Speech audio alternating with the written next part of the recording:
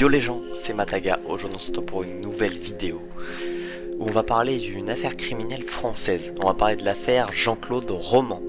Donc, l'affaire Roman, c'est une affaire criminelle française. Elle implique Jean-Claude Roman qui a menti à ses proches pendant 18 ans sur ses activités en se prétendant médecin et chercheur.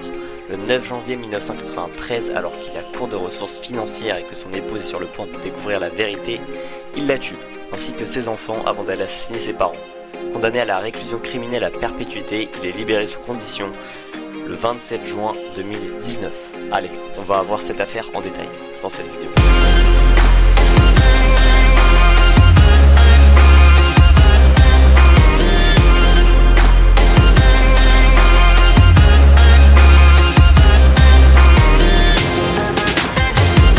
Ok, donc pour commencer, Jean-Claude Roman, il naît le 11 février 1954 à Lons-le-Saunier. C'est un élève particulièrement studieux, il passe avec succès le baccalauréat en 1971 avec un an d'avance.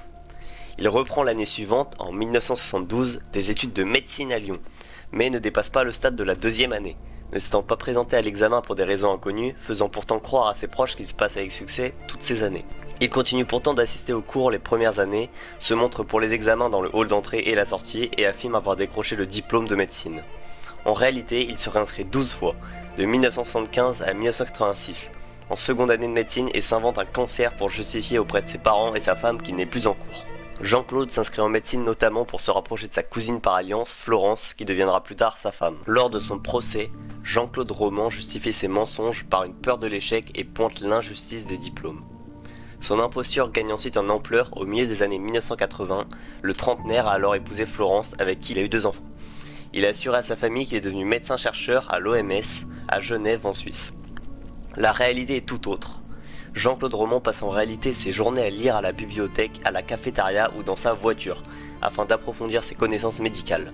Il soutient financièrement sa famille en escroquant parents et amis, auxquels il propose de placer leurs économies en Suisse pour mieux les faire fructifier. Peu à peu, des proches de Jean-Claude Roman découvrent sa mythomanie, tandis que d'autres lui réclament leur argent. Dès 1988, le beau-père du trentenaire lui demande la restitution partielle d'une importante somme d'argent qu'il lui avait versée. Ce dernier meurt en octobre de la même année, d'une chute dans les escaliers de son domicile, en Haute-Savoie, avec son gendre comme seul témoin. Voilà, c'est la première personne qu'il semble-t-il il aurait éliminé, c'est son beau-père. Lors de son procès à l'été 1996, les juges affirment que la découverte progressive de son imposture est l'élément déclencheur qu'il mène au pire. Le 9 janvier 1993, au matin, Jean-Claude Roman tue sa femme Florence, alors âgée de 37 ans, dans leur maison à Prévessin-Moëns, dans l'Ain. Il la frappe avec un rouleau à pâtisserie pendant son sommeil. Selon ses dires, il demande ensuite à sa fille de 7 ans, Caroline, de s'allonger pour qu'il puisse prendre sa température. Il la tue d'un tir de carabine et fait de même avec son fils de 5 ans, Antoine. Jean-Claude Roman prend ensuite la route et se rend chez ses parents à Clairvaux-les-Lacs, dans le Jura, à environ 80 km de son domicile. Il déjeune avec eux, puis les attire à l'étage et les tue, l'un après l'autre de plusieurs balles dans le dos. Plus tard, le meurtrier rejoint son ex-maîtresse à Paris, elle aussi lui avait donné une importante somme d'argent. L'homme l'emmène en forêt de Fontainebleau, prétextant un dîner avec son prétendu ami. Vers 23 h, il arrêta la voiture et asperge la jeune femme avec une bombe lacrymogène. Devant ses hurlements et supplications, il renonce finalement à la tuer. Jean-Claude revient ensuite sur le lieu de ses premiers crimes dans la maison familiale. Dans la matinée du 11 janvier, il avale des sédatifs et met le feu à son domicile. Jean-Claude Roman est retrouvé inconscient mais vivant par les pompiers.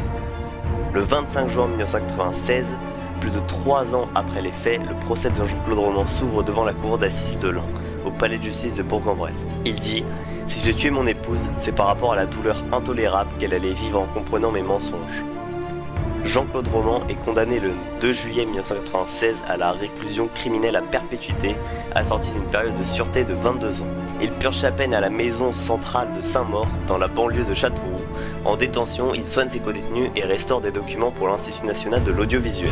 Libérable depuis janvier 2015 et après 22 ans de prison, il demande sa remise en liberté conditionnelle en septembre 2018. Cette première demande de remise en liberté est rejetée en février 2019. Finalement, le 25 avril 2019, la Cour d'appel de Bourges a accepté la mise en liberté conditionnelle de Jean-Claude Roman qui a lieu le 28 juin 2019. Il va rejoindre un établissement religieux.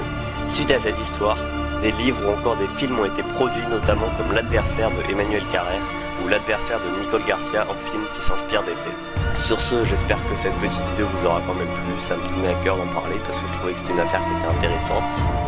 Je vais vous laisser là alors. Allez, salut.